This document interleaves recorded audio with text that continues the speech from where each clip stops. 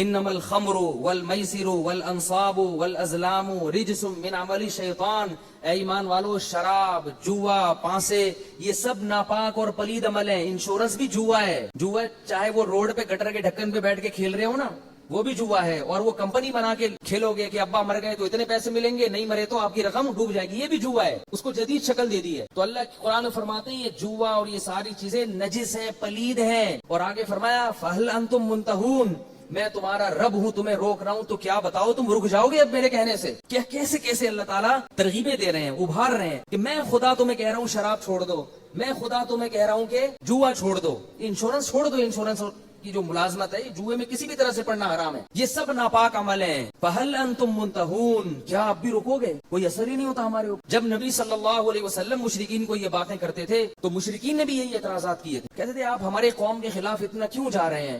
آپ ایسا کریں کہ اس قرآن میں ان احکام میں تھوڑی سی تبدیلی کر لیں. آج ہم نے جو سورہ یونس پڑھی تو اللہ نے حکم دیا قل ما یکون لی ان ابدلہ من تلقاء نفسی فقد لبثت فیکم عمرا من قبلہ، دیکھو میں تمہارے درمیان 40 سال رہا ہوں، میں نے کبھی کوئی کلام اپنی زبان سے پیش نہیں کیا. 40 سال کے بعد اچانک ایک امی کی زبان سے ایسی آیتیں نکلنا شروع ہو گئیں جو دلوں کو ہلا رہی ہیں اور اس میں بڑے پیارے احکام دیے جا رہے ہیں. تو سمجھ لو کہ یہ میری طرف سے نہیں ہے، یہ اللہ کی طرف سے ہیں. اور اللہ اپنی طرف سے جو کچھ میری زبان پہ جاری کرے گا میں اس میں تبدیلی نہیں کر سکتا. اور یہ بھی بتایا اللہ نے کہ نبی کو کہ ان کو کہہ دو انی اخاف ان عصیت ربی عذاب یوم عظیم، مجھے تو خود ڈر ہے کہ اللہ جو احکام مجھے دے رہا ہے اگر اس میں مجھ سے نافرمانی ہوئی تو مجھے بھی بہت بڑے دن کے عذاب کا خطرہ ہے، میں بھی پکڑ میں آ جاؤں گا. سب کے لیے قانون بنا دیا اللہ نے، سب کے لیے. تو بھائی یا تو ایک طرف یہ دلائل ہیں ان کو دیکھو، اور اگر اکثریت کو دیکھنا ہے تو پھر اللہ نے دھمکی دی ہے لَأَمْلَأَنَّ جَهَنَّمَ مِنَ الْجِنَّةِ وَالنَّاسِ أَجْمَعِينَ.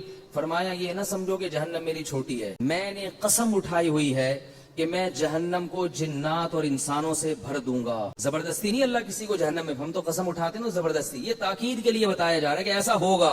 اس خوش فہمی میں مبتلا نہ رہنا کہ جنت میں زیادہ لوگ جائیں گے اور جہنم میں کم. نہ جہنم میں زیادہ لوگ جائیں گے، بھر دوں گا میں. اس لیے کبھی اس خوش فہمی میں نہ رہنا. یہاں تک فرمایا یوم نقول لجہنم هل امتلأت وتقول هل من مزید. اس دن کو یاد کرو جب ہم جہنم سے کہیں گے کہ اے جہنم کیا تو بھر گئی ہے، اور جہنم کہے گی اے اللہ بتا اور بھی کوئی ہے تو ڈال دے میرے پیٹ میں، اور بھی ہے تو ڈال دے میرے پیٹ میں. وجہ اس کی یہ ہے کہ اللہ نے اپنے بندوں پر حجت کو تام کر دیا ہے. لا اکراہ فی الدین قد تبین الرشد من الغی.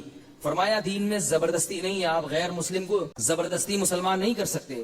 آپ کسی ہندو کو سمجھا تو سکتے ہو کہ اس پتھر کے سامنے سر مت جھکاؤ، گن پوائنٹ پہ اس کو وہاں سے ہٹا نہیں سکتے، اسلام نے اجازت نہیں دی. لیکن آگے اللہ نے دھمکی دے دی ہے. اللہ نے فرمایا کہ میں جو کہہ رہا ہوں نا کہ زبردستی دین پہ نہیں لا سکتے، اس لیے نہیں کہ تمہیں کنفیوژن ہے کہ پتہ نہیں ہمارا دین صحیح بھی ہے یا نہیں ہے. نہ فرمایا اس لیے نہیں لا سکتے قد تبین الرشد من الغی. سیدھا راستہ اور غلط راستہ بالکل ایسے کلیئر ہے جیسے دودھ کا دودھ اور پانی کا پانی. اتنا صاف جب راستہ ہے تو اگر کوئی بت کے سامنے جھک رہا ہے تو اپنی جہنم کا سامان خود اکٹھا کر رہا ہے. وہ اللہ پوچھے گا قیامت کے دن اس سے اپنے ہاتھوں سے بنا کے کیوں جھکے اس کے سامنے. جس نے بنایا ہے، جس رب نے پیدا کیا، پانی میں آنکھ ناک کان دل دماغ جگر بنائے، اس کے سامنے کیوں نہیں جھکتے تھے؟